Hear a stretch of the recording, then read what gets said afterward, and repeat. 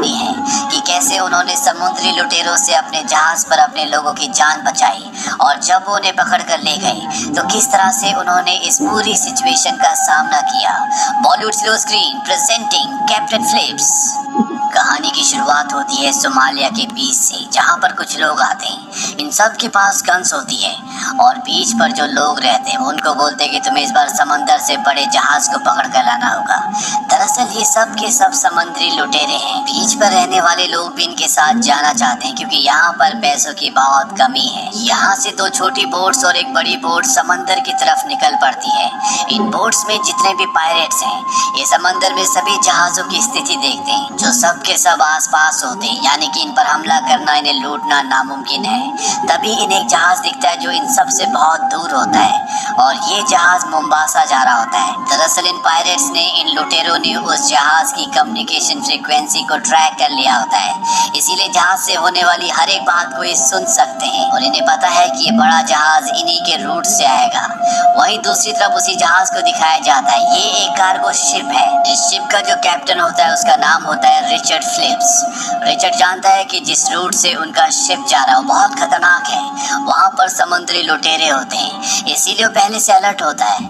Richard जब समंदर की तरफ दूरबीन से देखता है तो उससे अपने जहाज की तरफ कोई बड़ी तेजी से आता हुआ नजर आता है, लेकिन इस वक्त वो बहुत दूर होते हैं। पर जब वो रडार में देखता है तो समझ जाता है कि कोई ना कोई उनका पीछा कर रहा है। वो अपने क्रू मेंबर को कहता है कि जहाज को लेफ्ट लो और जब जहाज लेफ्ट जाता है तो वो जो इनका पीछा कर रहे होते हैं वो भी इनके पीछे आना शुरू हो जाते हैं। और यहाँ पर रिचर्ड फ्लिप्स समझ जाता है कि ये पायरेट्स हैं, समुद्री लुटेरे हैं जो इनके जहाज को लूटने के लिए आ रहे हैं। और इस बात की इंफॉर्मेशन वो UK maritime trade operation Dubai में देते हैं। ऑपरेटर कहते हैं कि मैंने तुम्हारी कंप्लेन रजिस्टर कर ली है, तुम सारे दरवाजे बंद कर लो, हो सकता है कि वो मछुआरे हो।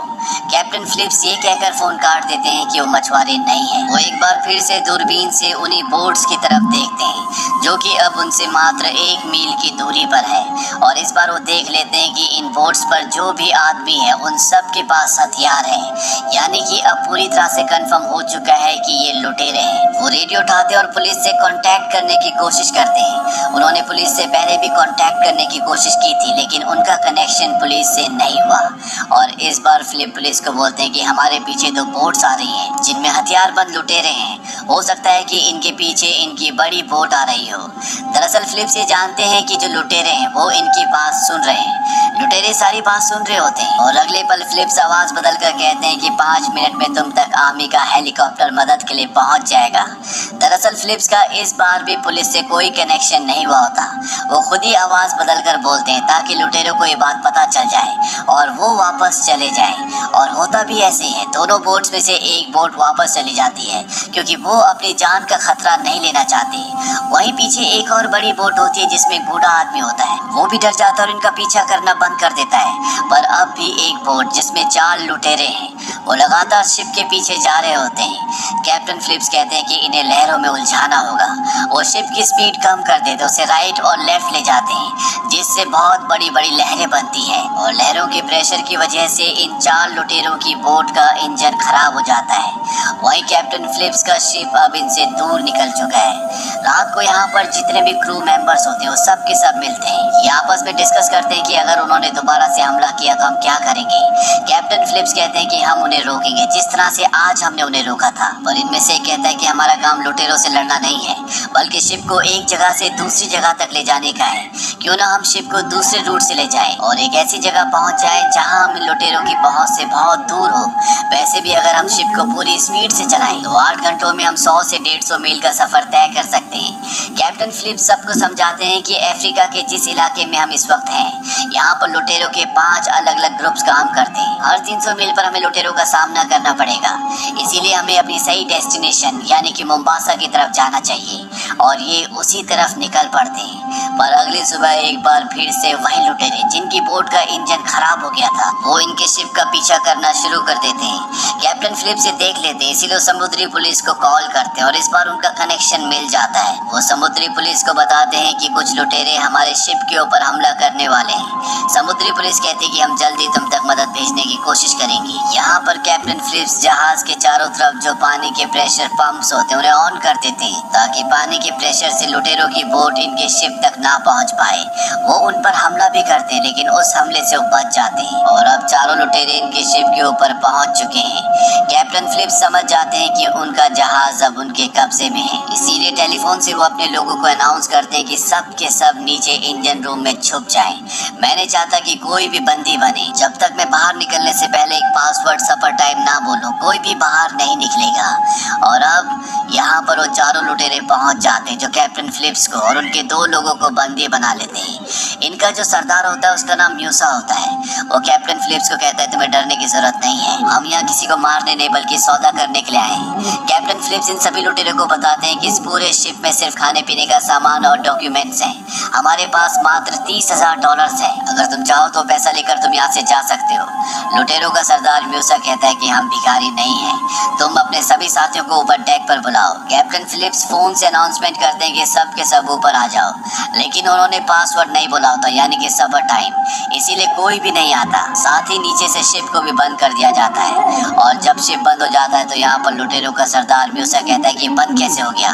कैप्टन फिलिप्स कहते हैं कि हमने इसे बहुत स्पीड से चलाया था, इसीलिए शायद इसमें कुछ खराबी आ गई। यहाँ पर लुटेरे एक बार फिर से अनाउंसमेंट करते हैं। वो कहते हैं कि नीचे जितने भी लोग हैं अगर जल्द से जल्द ऊपर ना आए तो हर एक मिनट में हम तुम्हारे एक आदमी को मार देंगे। पर इस बार भी कोई ऊपर नहीं आता क्योंकि ये कैप्टन फिलिप्स के ऑर्डर थे, जब तक वो पासवर्ड नहीं कहेंगे सफर टाइम कोई भी बाहर नहीं आएगा। वो म्यूसा को अपने लोगों को ना मारने के लिए कन्विंस भी कर लेते हैं। म्यूसा कहता है कि मैं नीचे जाकर चेक करना चाहता हूँ। दरअसल वो सभी लोगों को ढूंढ कर ऊपर लेकर आना चाहता है। कैप्टन फिलिप कहते हैं कि ठीक है, नीचे इमरजेंसी लाइट ऑन है, अगर वो बंद हो गई तो हमें वहाँ कुछ भी नहीं दिखेगा, हमें ध्यान रखना है कि वो बंद ना हो। और ये कहते हुए उनके हाथ में जो वॉकी टॉकी होता है वो उसका बटन ऑन कर देते हैं। सीधे नीचे इंजन रूम में जितने भी लोग छुपे होते हैं वो सब के सब ये बात सुन लेते हैं। वो समझ जाते हैं कि उन्हें इमरजेंसी लाइट को बंद करना होगा, नहीं तो वो लोग यहाँ पर आकर इन्हें ढूंढ लेंगे। इनमें से एक आदमी जनरेटर बंद करने के लिए निकल जाता है और दूसरा पानी लेने के लिए। वहीं दूसरी तरफ कैप्टन फिलिप्स, म्यूसा और एक और आदमी, ये तीनों के तीनों नीचे आना शुरू करते हैं। कैप्टन फिलिप्स जानबूझकर उसे उस जगह ले जा रहा होता है जहाँ पर वो नहीं है, पर म्यूसा वहीं पर लगे हुए एक मैप को देख लेता है जिससे उसे पता चलता है कि इंजन रूम सबसे आगे है। वो फिलिप्स से कहता है कि मुझे सबसे पहले इंजन रूम में जाना है क्योंकि सारी खराबी सारी गड़बड़ी वहीं से हुई है। फिलिप्स कहता है कि ठीक है, लेकिन सबसे पहले हमें पीने के लिए पानी लेना होगा क्योंकि वहाँ पर लाइट नहीं है और इंजन रूम बहुत ज्यादा गर्म होगा। अब ये तीनों के तीनों नीचे पानी लेने के लिए जाते हैं।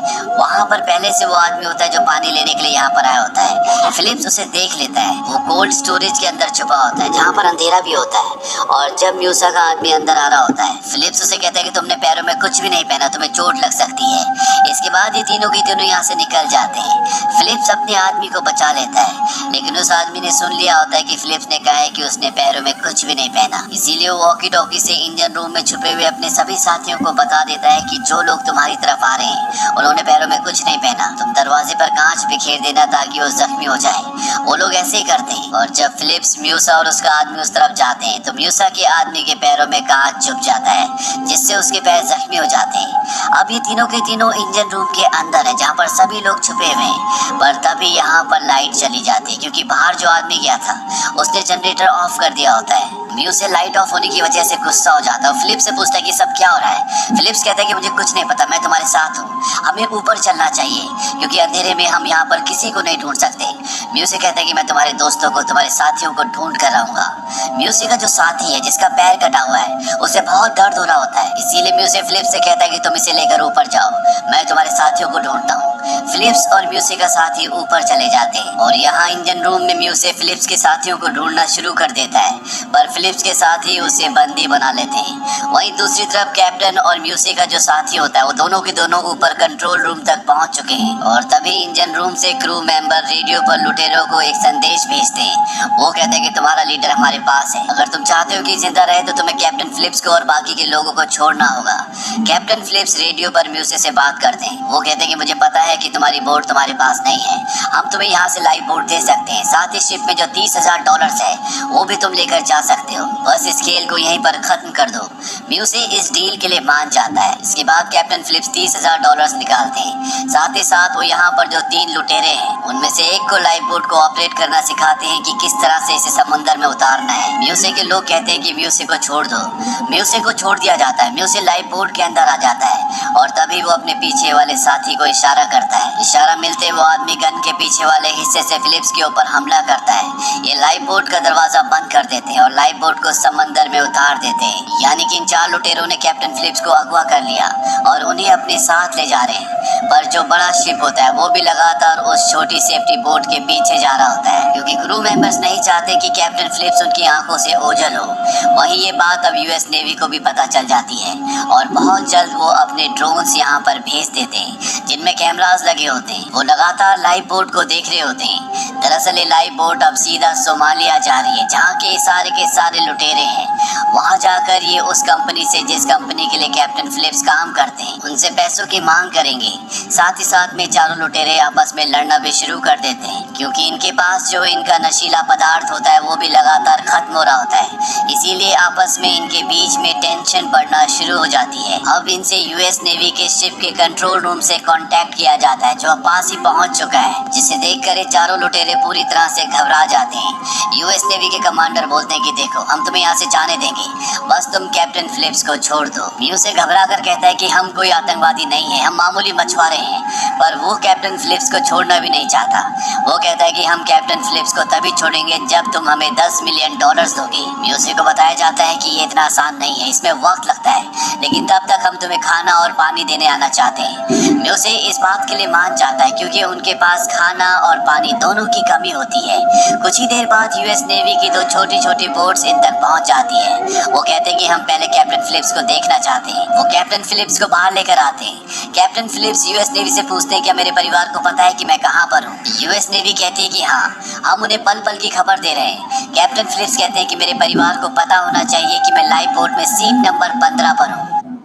दरअसल ये एक तरह से यूएस नेवी को इंडिकेशन होता है कि वो लाइफ बोट के अंदर सीट नंबर 15 पर बैठे हुए हैं। वहीं म्यूसे का साथी जब देखता है कि म्यूसे लगातार नेवी वालों से बात कर रहा है तो वो कैप्टन फिलिप्स के कान के पास गोली चलाता है और म्यूसे को अंदर आने के लिए बोलता है। वो कहता है कि तुम्हें उनसे ज्यादा बात करने की जरूरत नहीं है। यहाँ पर जब नेवी वाले गोली की आवाज सुनते हैं तो वो अपनी बोट्स को वापस बुला लेते हैं। इसके बाद एक बार फिर से म्यूसे को रेडियो पर कॉल किया जाता है, ये जानने के लिए कि कैप्टन फिलिप्स ठीक है कि नहीं। कैप्टन फिलिप्स कहते हैं कि मैं ठीक हूँ। यहाँ पर अब रात हो जाती है और बहुत जल्द अब ये सोमालिया पहुंच जाएंगे। अगर ये सोमालिया पहुंच गए तो इसके बाद यूएस नेवी या आर्मी चाहकर भी कैप्टन फिलिप्स को नहीं ढूंढ पाएगी। कैप्टन फिलिप म्यूसे को कहते हैं कि मुझे टॉयलेट जाना है। वो उसे टॉयलेट जाने की इजाजत दे देते हैं। उनके साथ बाहर वही लुटेरा होता है जिसके पैर पर कांच चुभा था। कैप्टन फिलिप्स उसे पानी में धक्का देते हैं और खुद भी पानी में दूसरी तरफ कूद जाते हैं। वो अपने बड़े बड़े यूएस नेवी के शिप्स की तरफ बढ़ना शुरू कर देते हैं। वहाँ पर यूएस नेवी को पता चल जाता है कि पानी में कोई 2 लोग कूदे हैं, लेकिन अंधेरा होने की वजह से वो कंफर्म नहीं कर पाते। और इससे पहले कि यूएस नेवी कोई एक्शन ले पाती या कैप्टन फिलिप्स तक पहुंच पाती, म्यूसे लाइफ बोट लेकर उस तक पहुंच जाते हैं और एक बार फिर से वो कैप्टन फिलिप्स को पकड़ लेते हैं। और अब यहाँ पर हेलीकॉप्टर से यूएस सील भी पहुंच चुकी है, जो चारों तरफ से इनकी लाइफ बोट को घेर लेती है।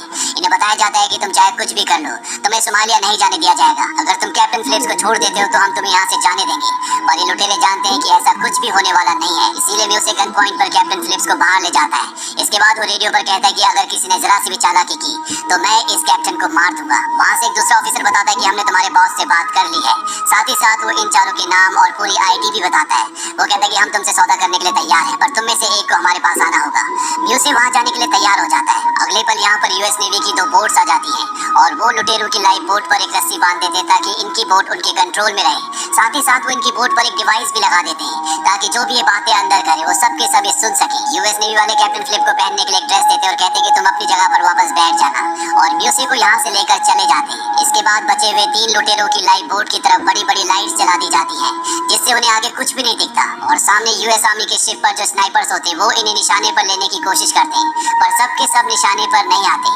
अब वो इनकी लाइफ बोट को अपनी तरफ खींच भी रहे होते हैं। लुटेरे इस बात को माइंड नहीं करते क्योंकि इनका एक आदमी उन्हीं के पास है। साथ ही साथ इनकी डील भी होने वाली है। वहीं कैप्टन फिलिप्स को लगता है कि अब वो नहीं बचेंगे क्योंकि यहाँ पर टेंशन बहुत ज्यादा बढ़ चुका होता है और वो अपने परिवार को लेटर लिखते हैं। तभी एक लुटेरा उन्हें देख लेता है, उनके आपस में हाथापाई होना शुरू हो जाती है और जल्दी ये फिलिप्स को कंट्रोल कर लेते, उसके हाथ बांध देते, साथ ही आंखों में पट्टी भी बांध देते। थे और ये लुटेरे समझ चुके हैं कि इनके साथ खेल खेला जा रहा है और इनमें जो सबसे खतरनाक और सबसे बड़ा लुटेरा होता है वो तय करता है कि वो फिलिप्स को शूट कर देगा, जबकि दो लुटेरे होते हैं वो ऐसा नहीं चाहते। वहीं अमेरिकन स्नाइपर्स जिन्होंने इन्हें निशाने पर लिया हुआ है उनके निशाने पर अभी दो होते हैं। अब इन्हें ऑर्डर मिलते हैं कि इनकी बोट को खींचना बंद करो और जैसे वो लाइफ बोट को खींचना बंद करते हैं उनकी लाइफ बोट पर एक झटका लगता है जिससे तीनों के तीनों लुटेरे निशाने पर आ जाते हैं और स्नाइपर्स उन तीनों को एक साथ मार देते हैं। इसके बाद कैप्टन फिलिप्स को रेस्क्यू कर लिया जाता है। हालांकि वो अभी भी एक गहरे सदमे में होते पर उनकी जान बच चुकी है। इसी के साथ ये कहानी खत्म हो जाती है। म्यूसे जिसे यूएस नेवी ने पकड़ लिया था उसे 33 सालों की सजा दी जाती है। आज भी वो जेल में है।